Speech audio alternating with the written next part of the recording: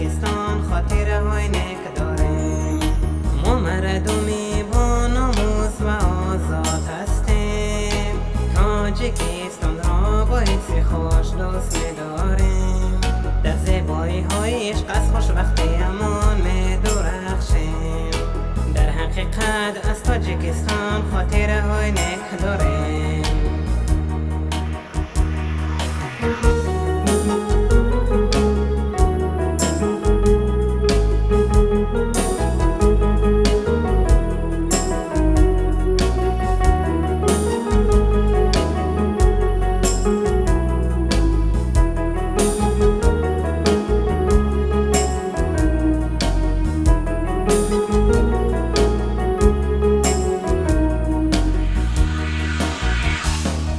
با تاجیکستانی بودنمان افتخار میکنیم. با فرهنگ های همه کشورها احترام میگذاریم. فکرهای خوبی همه مردم جهان را قدر میکنیم. همه شما مردم سرزمین در قلب ما هستید. با تاجیکستانی بودنمان افتخار میکنیم.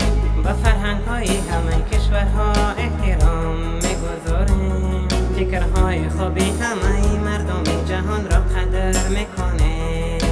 همه شما مردم سرزمین در قلب ما هستید. همه شما مردم سرزمین در قلب ما هستید.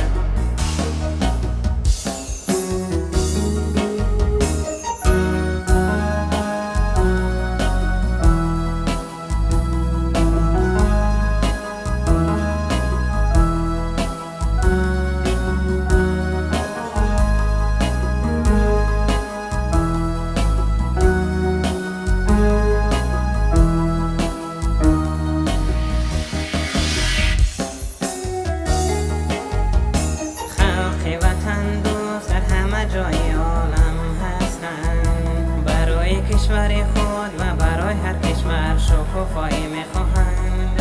ما مردم عالم را دوست داریم و کشور خود را دوست داریم. خوشبختی این خلق دنیا برای هر شخص خوشبختی است.